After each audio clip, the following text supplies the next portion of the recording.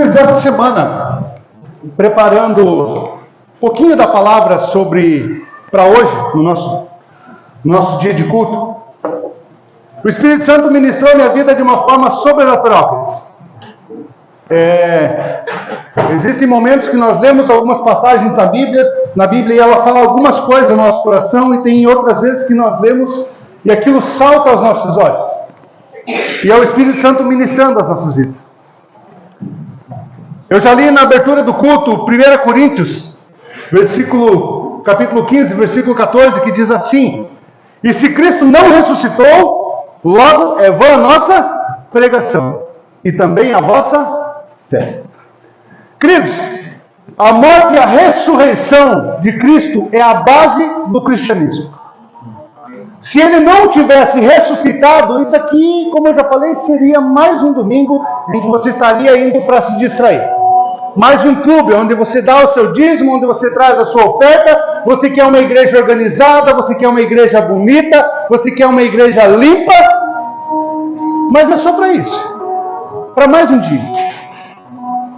Mas quando nós entendemos o sacrifício de Cristo naquela cruz, quando nós entendemos a morte de Cristo na cruz, e a ressurreição, que nem a morte pôde parar o nosso Senhor. O último adversário, queridos, do homem é a morte. Já ouviu aquele ditado assim: só não se deu jeito para a morte? Queridos, até para a morte Cristo deu jeito. Até para a morte Ele deu jeito. Nem a morte pôde parar o nosso Salvador. Então nós estamos fundamentados na ressurreição de Cristo. E essa semana, meditando um pouquinho sobre a Páscoa, queridos. Quando nós falamos de Páscoa, e por incrível que pareça, queridos, até muitos cristãos ainda não sabem o significado da Páscoa. Não sabem o que significa a verdadeira Páscoa. Talvez muitos achem que até a Bíblia fala do coelhinho, ou do ovo de chocolate. Queridos, isso parece uma brincadeira, mas é uma verdade. Se eu fosse perguntar para você nessa noite o que significa a Páscoa, pastor, é a morte e a ressurreição de Jesus. E o que mais? É a morte e a ressurreição de Jesus. E o que mais? A Páscoa, queridos, ela vai além. O verdadeiro sentido da Páscoa, ela vai além da morte e da ressurreição de Jesus. E é sobre isso que eu quero compartilhar um pouquinho com vocês. Para isso nós vamos voltar lá em Êxodo, queridos. Lá na saída do povo do Egito, onde foi instituída a Páscoa. Acompanhem comigo em Êxodo, capítulo 12, versículo do 1 ao 14. Nós vamos ler um pouquinho aqui. E diz assim: e falou o Senhor a Moisés e a Arão na terra do Egito, dizendo: este mês vos será o princípio dos meses. Este vos será o primeiro dos meses do ano. Falai a toda a congregação de Israel, dizendo: aos 10 deste mês, tome cada um para si um cordeiro, segundo as casas dos pais, um cordeiro para cada família.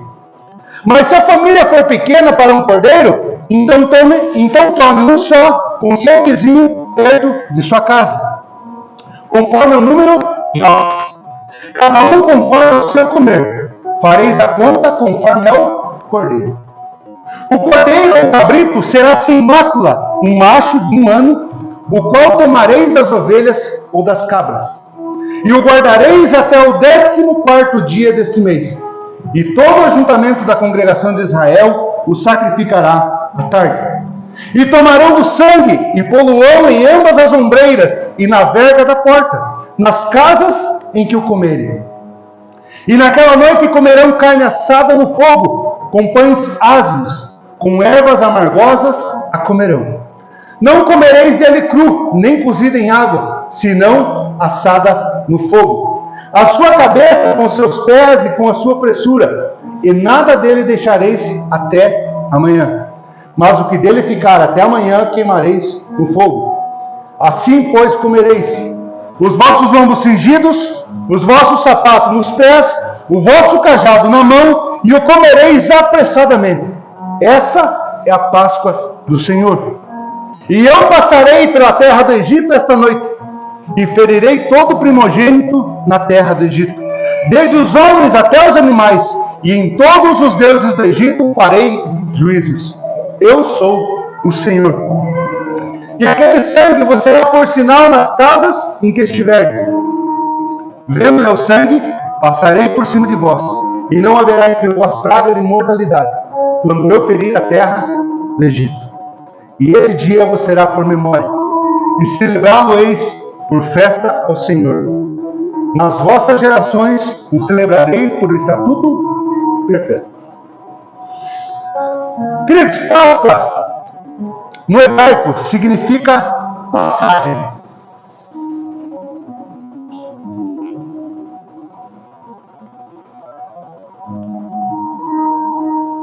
Aliás, no hebraico significa passar por cima ou passagem. No Novo Testamento refere-se à festa da Páscoa quanto ao próprio Cordeiro Pascal. Quando foi instituída a Páscoa, era a última das 10 pragas. Já tinham acontecido 9 pragas. Já tinham vindo as 9 pragas sobre o povo do Egito e em que Deus institui a Páscoa. Vocês vão pegar um cordeiro. Já ouviu essa história? Vocês vão pegar um cordeiro. Queridos, eles traziam esse cordeiro para dentro das suas casas. E eu fui muito ministrado com isso. Porque, imagina só, queridos, o povo de Israel, eles estavam lá no Egito há 430 anos. Há 430 anos, eles estavam sendo escravizados. Levantaram um clamor ao Senhor, o Senhor ouviu o clamor deles, eu vou libertar meu povo. E Deus instituiu, colocou as 10 pragas e instituiu a Páscoa. Na última das 10 pragas, vocês vão trazer esse cordeiro para dentro da casa. Cordeiro de 1 ano, vocês vão cuidar dele durante 4 dias. Logo após, vocês vão sacrificar esse cordeiro. Vocês vão pegar o sangue desse cordeiro, vão passar nas portas, para que seja um sinal. Quando eu ver esse sangue, eu vou passar por cima, e eu não vou ferir vocês com a mão. Queridos, quando eu observei esse detalhe, não que o sacrifício de Jesus não foi algo surreal, mas quando eu olhei para esse detalhe, e eu olhei para dentro de mim, queridos, isso me arrebentou ainda mais. Imagina só você que tem um filho, você que tem aí talvez o seu cãozinho de estimação, que você gosta muito dele. As crianças não são muito apegadas a ele? Não gostam demais? Nós tínhamos, queridos, um cachorrinho, o nome dele era Seco, e ele era um pincher, então você imagina como que ele era mais ou menos. E nós perdemos ele. E nós sofremos muito por falta dele, porque nós éramos apegados a ele. Agora você imagina esse cordeiro, quando eles traziam para dentro da casa, você imagina as crianças se apegando com esse cordeirinho, dentro da casa deles.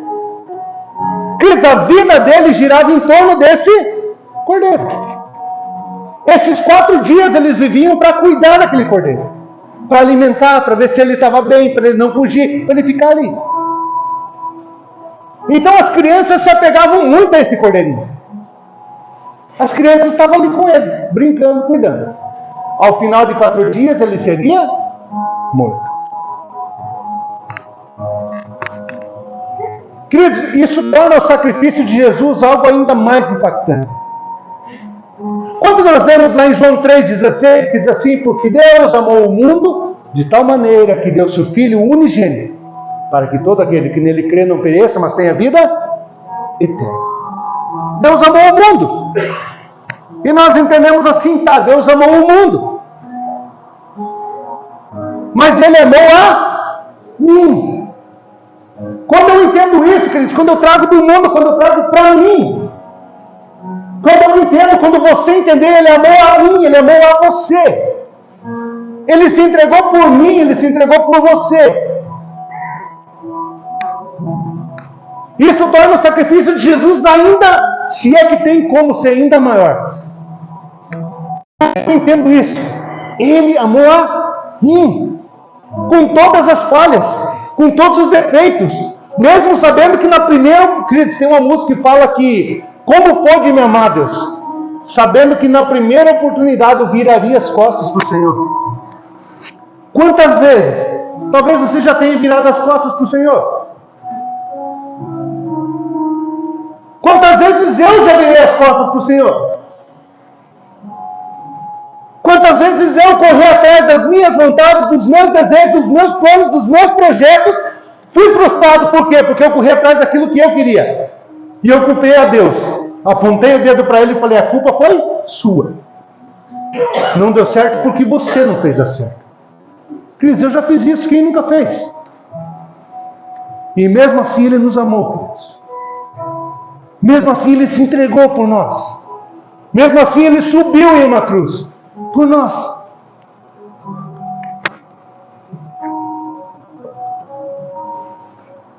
Cristo, queridos, não é apenas um salvador geral. Ele é o meu cordeiro. A salvação pessoal. Ele morreu por mim.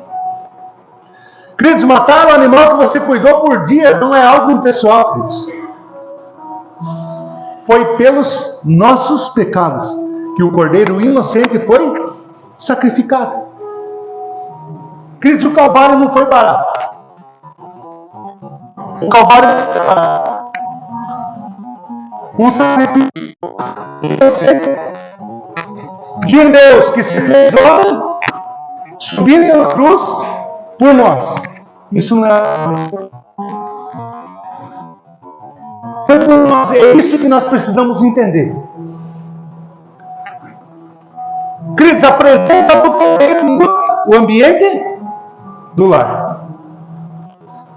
O cordeiro dentro da casa, queridos, tudo girava dentro dele. O cordeiro dentro das suas tendas, tudo girava em torno dele. E assim precisa ser nos nossos dias. A presença do cordeiro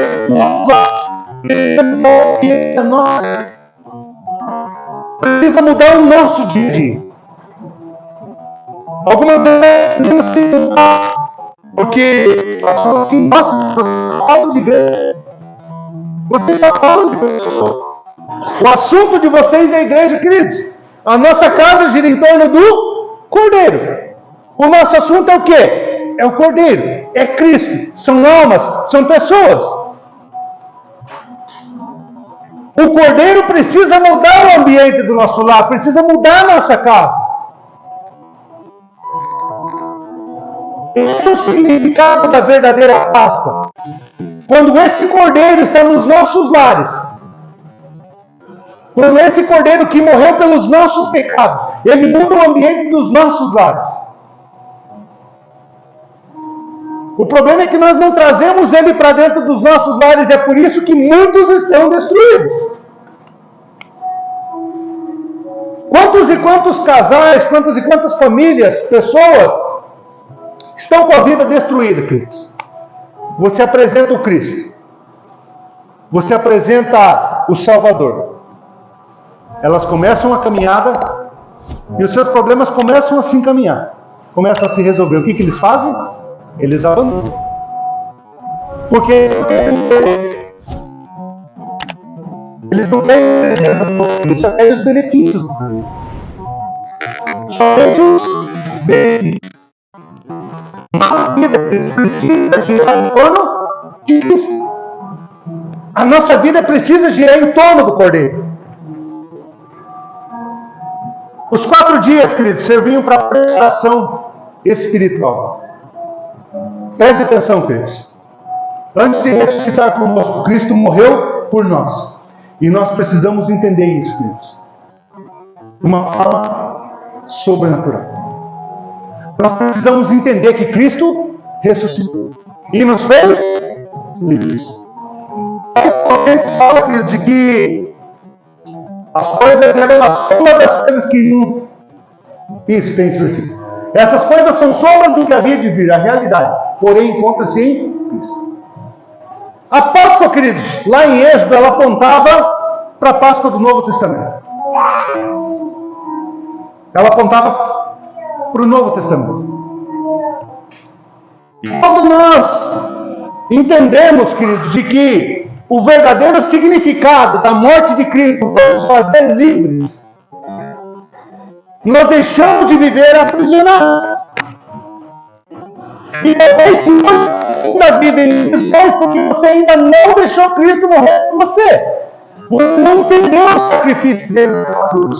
Ou você acha que ele está morto. Que ele Cristo morreu por mim e ressuscitou pelos meus pecados. Ele derramou o seu sangue pelos meus pecados, pelos seus pecados, nos fazendo livres. Quando ele libertou o povo lá do Egito, queridos, o que ele fez? Ele tirou eles da escravidão. Ele os fez livres. Envergonhou todos os deuses do Egito com as 10 pragas, cada praga envergonhava um dos deuses. E ele os fez livres. Então o verdadeiro sentido da Páscoa o que é? Nós sermos livres. O verdadeiro sentido da Páscoa é entendermos a ressurreição de Cristo. Para que nós possamos ser livres. Para que nós possamos viver uma vida em liberdade. E o pastor, o que é viver uma vida em liberdade? É fazer o que eu quero. Se você faz o que você quer, você é escravo da tua vida, da tua alma. Pastor, você bebe? Não, eu não bebo, queridos. Eu não bebo porque não pode? Não, eu não bebo porque eu não quero. Pastor, você fuma porque não pode? Não, eu não fumo porque eu não quero. Isso é ser livre. Queridos, você quer um resumo do que é ser livre?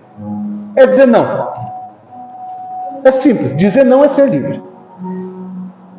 E quantas pessoas têm um problema com dizer não? Não sai da boca, não consegue dizer não, porque medo de desagradar pessoas. Mas é minha mãe, pastor. Mas e daí, meu irmão? Pastor, mas é meu parente, como é que eu vou dizer não? E daí? Ser livre é dizer não. É simples. E é libertador. Isso é ser livre. Nós precisamos entender, queridos, de que nós somos livres. Entender de que você não faz porque você não pode. Você não faz porque você não quer. Já me perguntaram muitas vezes, nossa, pastor, mas nem uma cervejinha você não pode tomar? A tua igreja não permite? A Shalom lá permite tomar cerveja? Você não toma porque não pode? Eu falei, não, cara, eu não tomo porque eu não quero. Ah, não, mas eu também, pastor, eu tomo, mas assim, a hora que eu quiser eu parar, eu paro. Mentira! Mentira! Nós olhamos para essa geração mais nova que grita por liberdade, eu posso, eu quero, meu corpo, minhas regras, eu faço aquilo que eu quiser. Eu sou livre. Mentira! Mentira, não é livre. Escravo das suas próprias vontades. Não tem um castigo maior do que você ser escravo das suas vontades. Pensa comigo, se você fosse fazer tudo o que você queria, se você pudesse fazer tudo aquilo que você tem vontade, onde você ia estar?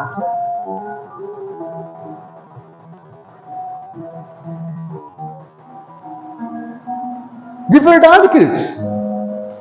Aonde que você ia estar se você pudesse fazer tudo aquilo que você tem vontade?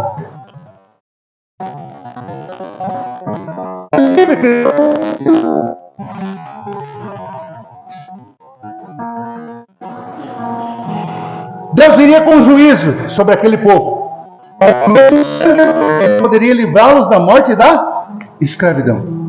E enquanto nós não entendemos o sacrifício do Cordeiro por nós continuamos escravos. Quando nós não entendemos o sacrifício dele por nós, quando você não entender que o sacrifício dele foi por você, você vai continuar sendo escravo. Escravo das suas vontades, escravo do medo, escravo do dinheiro, escravo do teu trabalho. Nossa, pastor, mas hoje é uma mensagem de paz, querido. Eu também não queria falar isso. Não está nem aqui. Só que nós temos vivido, queridos, uma vida de escravos. Nós acabamos de ver aqui no teatro, queridos. Aquele pastor e aquele homem eram o que? Escravos. Da sua vontade, eles não estavam preocupados com pessoas, mas sim com as suas vontades.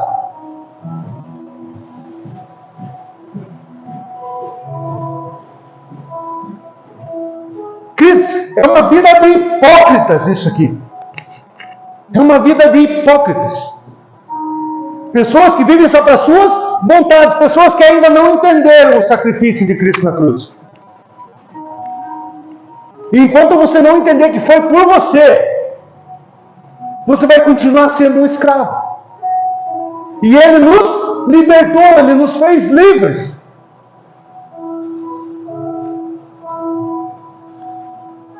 A Páscoa do Novo Testamento, o cumprimento em Jesus, queridos. Olha o que 1 João 1,29 diz.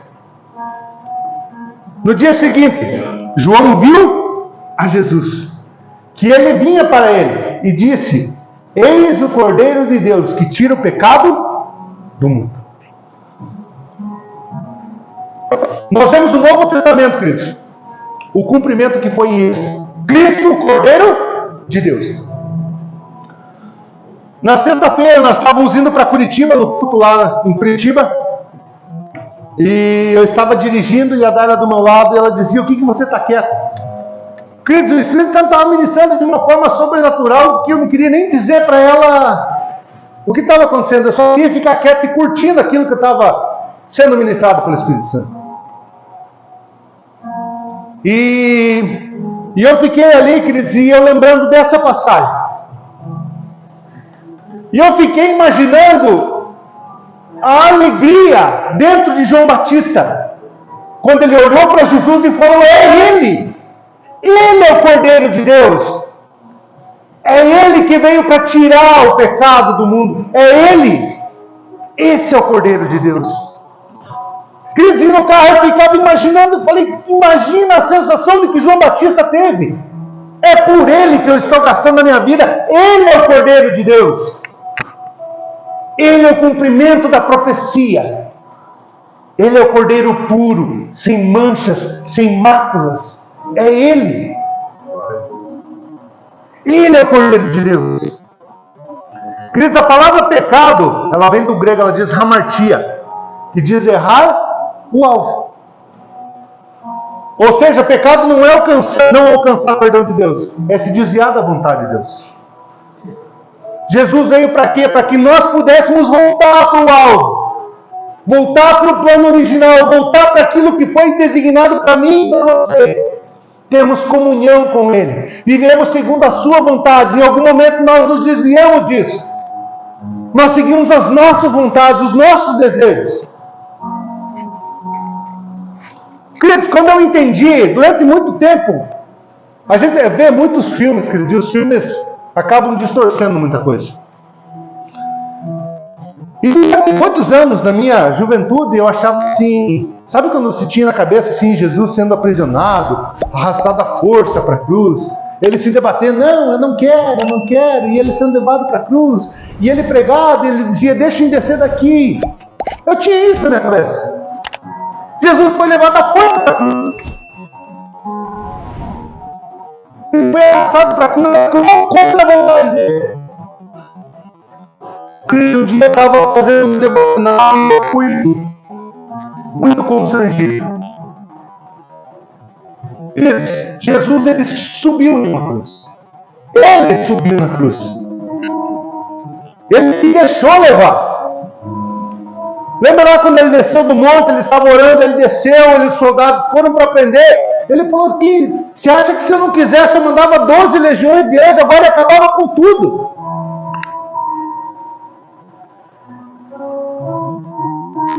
Querido, você tentar fazer uma coisa quando você não pode é uma coisa, quando você não tem poder é uma coisa. Agora, quando você tem poder e não poder usar aquilo, queridos, é totalmente diferente.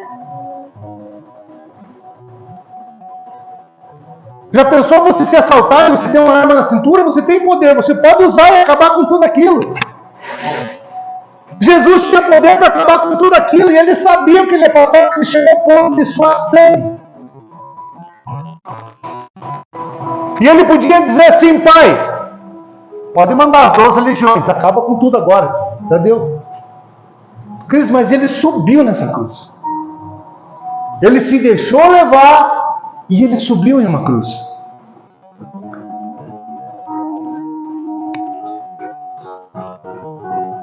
Mateus 26, versículo 28, diz assim: sangue da aliança, que é derramado em favor de muitos para o perdão. Queridos, na última ceia, onde Jesus estava sentado com seus discípulos, ele pegou do pão, ele pegou do vinho, e ele falou: vocês vão celebrar isso até que eu venha.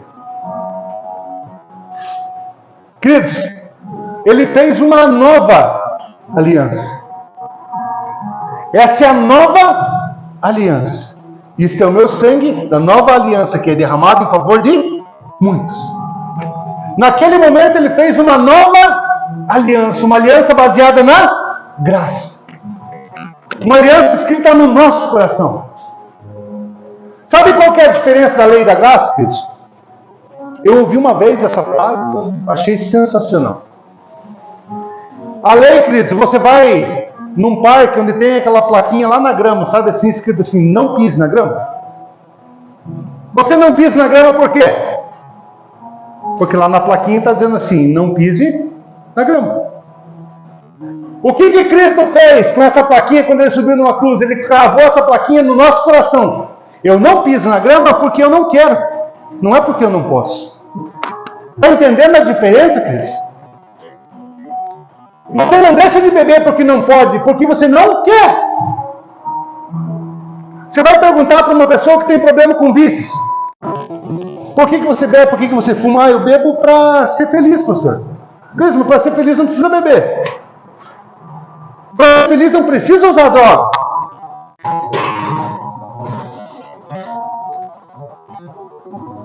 Isso é a graça.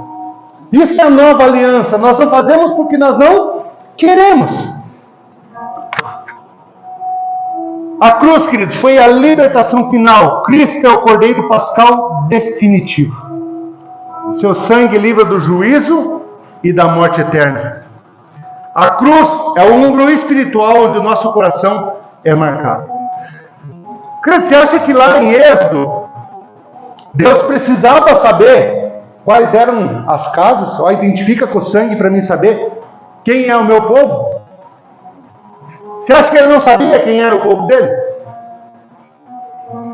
Ele conhecia cada um. Agora coloquem nas portas o sangue para que eles vejam que vocês são o meu povo. Que eu estou livrando vocês das mãos deles. Isso é a cruz, esse é o sangue em nossas vidas. Nós somos comprados com preço de sangue para que eles saibam de que nós somos filhos, de que nós somos lavados e somos remidos pelo sangue. Esse é o verdadeiro sentido da cruz, queridos. Romanos 5,9 diz: logo muito mais agora, tendo sido justificados pelo seu sangue, seremos por ele salvos da ira. Nós somos justificados pelo sangue. Nós não somos justificados pelas obras. Pastor, mas eu sou bonzinho. Eu vou para o céu porque eu sou bonzinho. E eu ouvi isso, queridos. Muitas vezes: pastor, mas eu não sou mau. Eu não sou ruim. Eu nunca matei, eu nunca roubei. Então eu acho que eu vou para o céu. Pastor, eu já andei 2 quilômetros de joelho. Vou para o céu. Queridos, se tirar o Espírito Santo de nós, ninguém presta, queridos. Ninguém presta. Ninguém.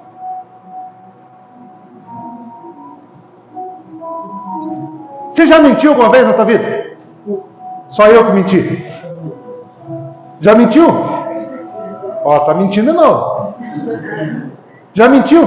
Já mentiu. Você já roubou? Já sonegou imposto, já comprou. Os mais novos nem sabem o que é o DVD pirata, né? Os mais velhinhos sabem o que é o DVD pirata. E você ia nas lojinhas e comprava os fardinhos. DVD pirata. Você já roubou? Você sonegou imposto. Você já matou alguém? A palavra diz: aquele que odeia um irmão já o assassinou no seu coração. Você já odiou alguém? Está vendo, queridos, que dos 10 mandamentos, você já caiu em 3. Se seguir nos outros 7, você cai nos 7. Agora você vai diante de um justo juiz. Um juiz justo, não os juízes que nós temos hoje. Um juiz justo. Justo. Cristo, você seria condenado ou você seria absolvido? Fala a verdade. Cristo estava condenado ao quinto dos infernos. Você estava condenado. Então você vem me dizer que é justo, que você é certo pelas suas obras, por aquilo que você faz de bom, pastor, mas eu ajudo pessoas. Eu dou uma cesta básica, pastor, por mês.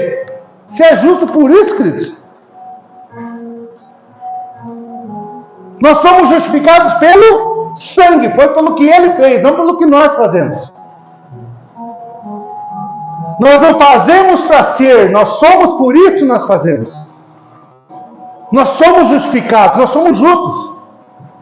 Por quê? Pelo sangue do Cordeiro, que morreu e ressuscitou.